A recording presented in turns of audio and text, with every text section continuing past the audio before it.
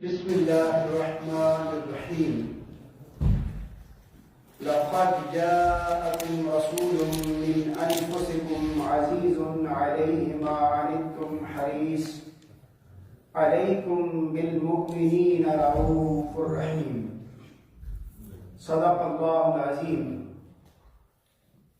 صلى الله عليك يا محمد صلی اللہ علیہ یا محمد. قابل صد احترام حاضرین و حاضرات اور ناظرین و ناظرات، اللہ تعالیٰ کے فضل و کرم سے ہم نے سورہ الانفال کا بقیہ حصہ، سورہ التوبہ اور کچھ حصہ سورہ یونس کا سماعت کیا. جو آیت کریمہ میں نے تلاوت کی ہے یہ سورہ التوبہ کی آیت نمبر 128 ہے، سیکنڈ لاسٹ آیت کریمہ ہے.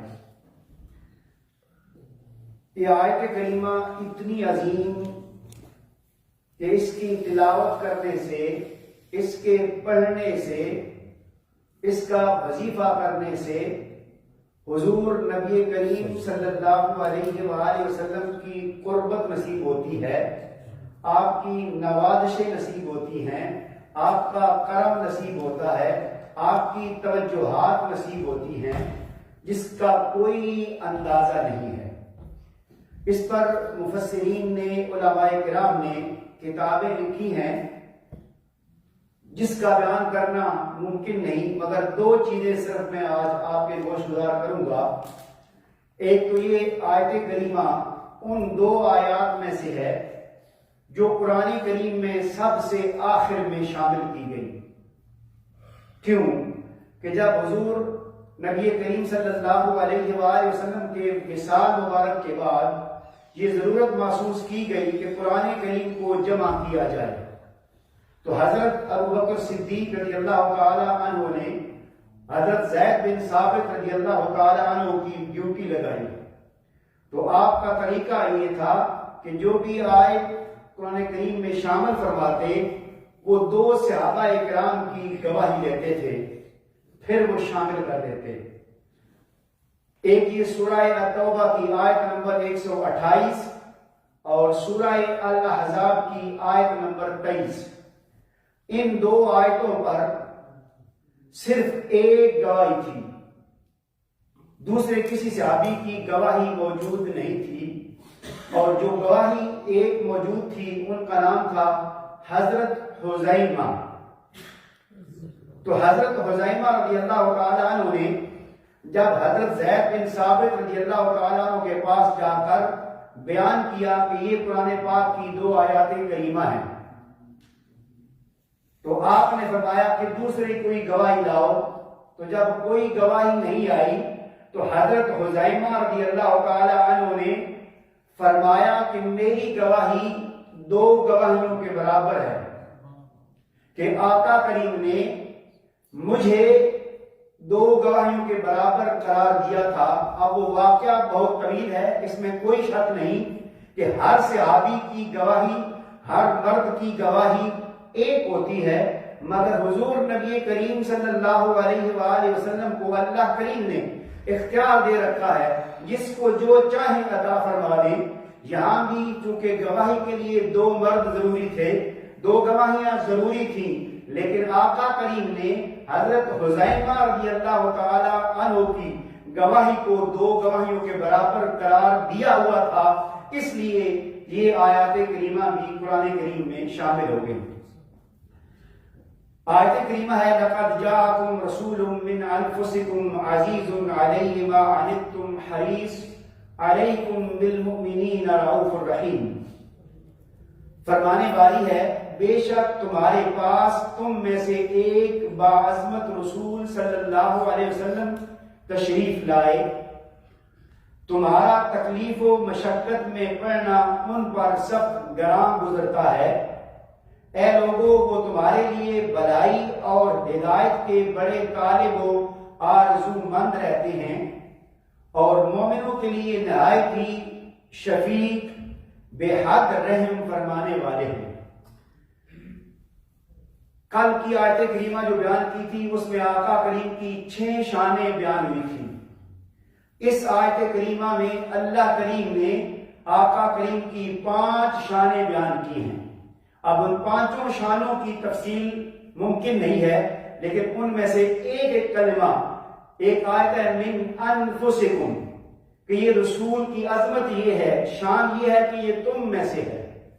یہاں ایک علمی بات، ذوق کی بات ہے، اس لیے میں آپ سے شیئر کرنا چاہتا ہوں، کیونکہ قرآن کریم میں قراءت حفص جو ہے اس کے مطابق ہم اس کو پڑھتے ہیں من انفسکم۔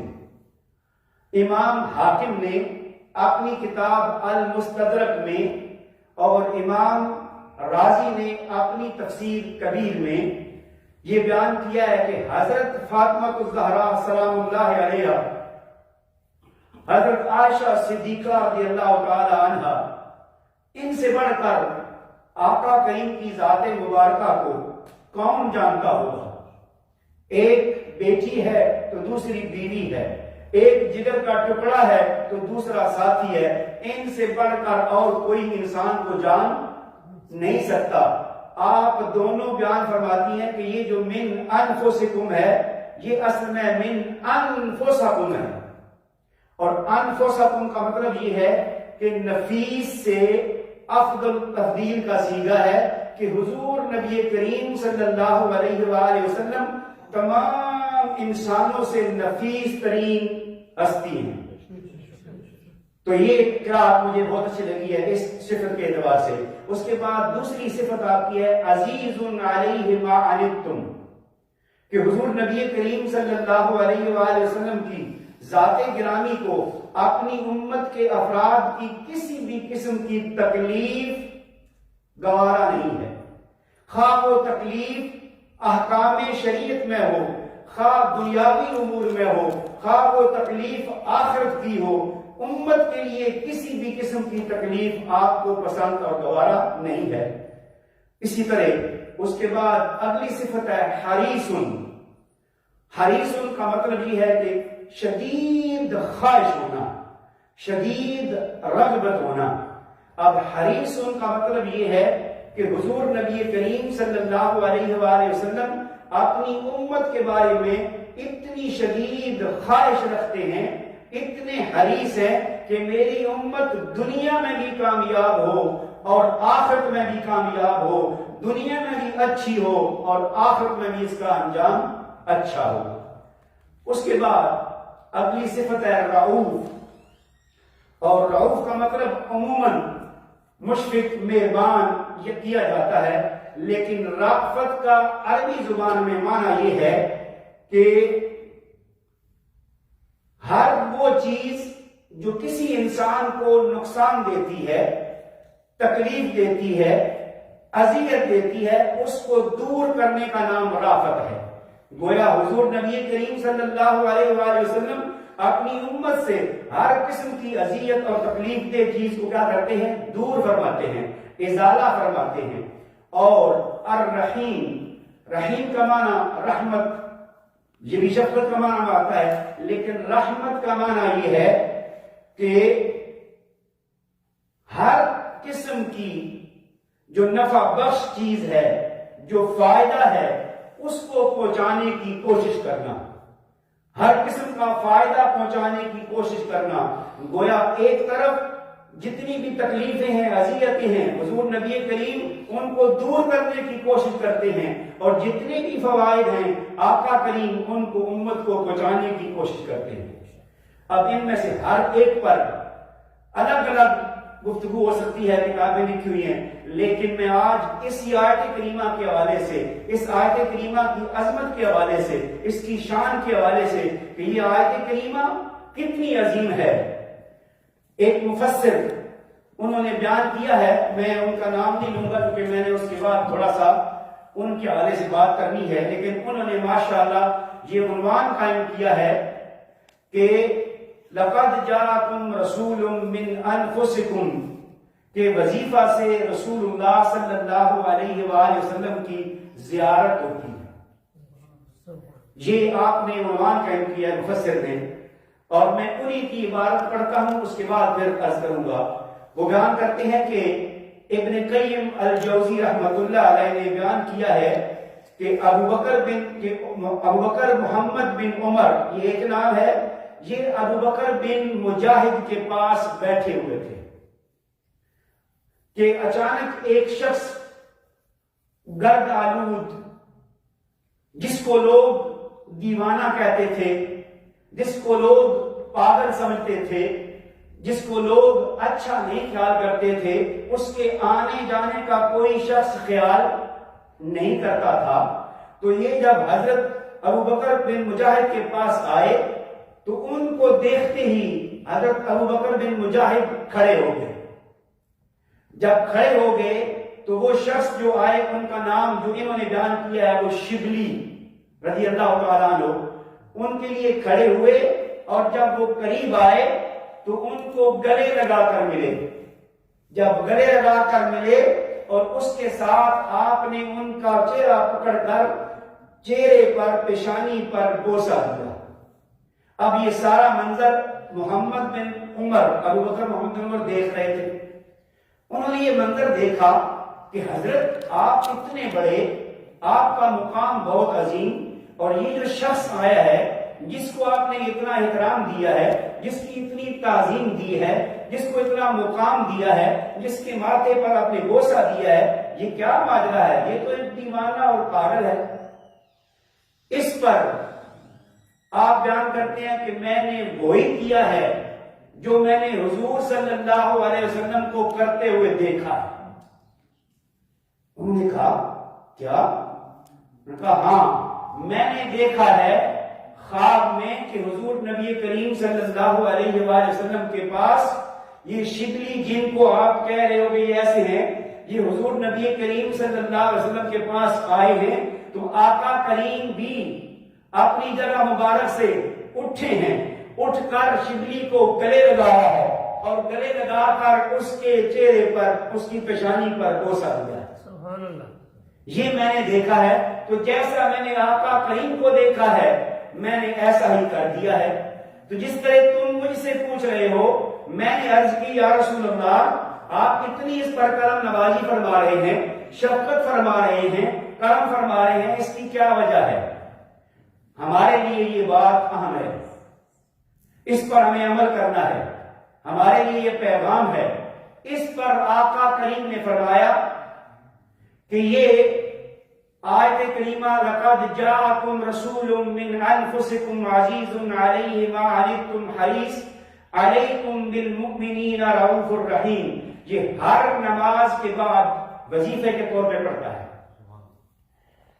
اور اس کے بعد آپ نے فرمایا کہ ایک یہ آیت کریمہ تو پڑھتا ہی ہے، اور ایک روایت میں ہے کہ یہ دونوں آیتیں فَإِن تَوَلَّوْا فَقُلْ حَسْبِيَ اللَّهُ لَا إِلَٰهَ إِلَّا هُوَ عَلَيْهِ توکلت وهو رب العرش العظیم، یہ دونوں آیات پڑھتا ہے۔ اس پر آقا کریم نے فرمایا کہ یہ وظیفہ کرنے کے بعد آگے اس کے بعد یہ 3 بار پڑھتا ہے، صلی اللہ علیہ یا محمد، صلی اللہ علیہ یا محمد، صلی اللہ علیہ یا محمد۔ اب ہم سارے عاشق رسول ہونے کا دعویٰ کرتے ہیں، اور ایک نقطہ علمی اعتبار سے آپ فقہ کی ساری کتابیں کھنگال دیں، آقا کریم کی سنت کے نماز فرض ہونے کے بعد آپ جو وظائف فرماتے تھے ان میں سے کسی طور پر بھی یہ آیت کریمہ منقول نہیں ہے کہ آپ ہر نماز کے بعد پڑھتے تھے۔ گویا کہ آقا کریم کی یہ سنت نہیں ہے، اور صحابہ کرام سے بھی کثرت سے پڑھنے کی روایت نہیں ہے۔ یہ جو شبلی علیہ رحمہ تھے، انہوں نے اپنے طور پر آقا کریم کی صفات سمجھ کر اس کو پڑھنا شروع کر دیا۔ اب جب وہ پڑھتے تھے تو آقا کریم نے پھر کرم کی انتہا کر دی۔ اب صرف زیارت ایک معمولی بات ہے، معمولی بات یہ کہ ہماری تو بہت بڑی بات ہے، لیکن اس جو کرم کیا اس کے مقابلے میں ہم جیسے کچھ لوگوں کو آقا کریم کی زیارت کجا ہو سکتی ہے؟ کسی کو آپ کے قدمین شریفین نظر آتے ہیں، یہ بڑی بات ہے، کسی کو آپ کے دستانے مبارک نظر آتے ہیں، وہ بھی بڑی بات ہے. کسی کو جسم کا کوئی حصہ نظر آتا ہے, کسی کو صرف چہرہ انور نظر آتا ہے, کسی کو آپ اپنا سراپا دکھا دیتے ہیں, اور کسی کے سامنے سے آپ اوجھل ہی نہیں ہوتے.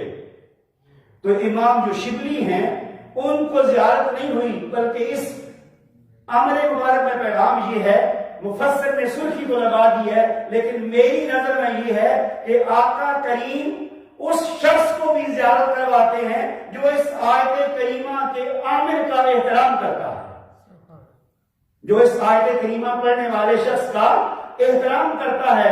آقا کریم اس کو بھی زیارت کرواتے ہیں. اب آخری بات, ہم سارے عاشق ہیں, ہر شخص کی خواہش ہوتی ہے کہ ہمیں یہ بھی مل جائے, اور ہم بحثیت انسان, ان الانسان عجولا, انسان بڑا جلد باز ہے. اگر کوئی کام کرتا ہے تو کہتا ہے جی مجھے جلدی مل جائے. اب اگر میں یہ وظیفہ بتا رہا ہوں کوئی شک نہیں ہے, لیکن اگلی اور آخری بات سن لیں. صاحب الدر المنصور, اور آپ نے سنا ہے علامہ زکریا جو کہ تبلیغی نصاب کے مصنف ہیں, انہوں نے فضائل درود و سلام میں یہ علامہ سخاوی علیہ رحمہ کی طرف سے نقل فرمایا ہے کہ آقا کریم نے اسی خواب میں حضرت ابوبکر مجاہد کو فرمایا کہ یہ شبلی جو ہے یہ 80 سال سے یہ عمل کر رہا ہے. کیا 80 سال سے یہ عمل کر رہا ہے, اس آیت کریمہ کو پڑھ رہا ہے, اس لیے اس پر میں اتنے کرم کر رہا ہوں, اتنی شفقت کر رہا ہوں. تو اس سے پتا چلا کہ اگر کوئی خواہش ہو, کوئی عمل ہو, تو اس میں جلد بازی نہیں بلکہ مداومت اور ہمیشگی ضروری ہے. آپ ہمیشگی سے کرتے رہیں گے تو ایک دن آئے گا اللہ بھی کرم فرمائے گا اور آقا بھی کرم فرمائیں گے. تو اللہ سے دعا ہے کہ ہمیں اس آیت کریمہ کو کثرت سے پڑھنے کی اور اس کو وظیفہ بنانے کی توفیق عطا فرمائے. وما علینا الا البلاغ المبین.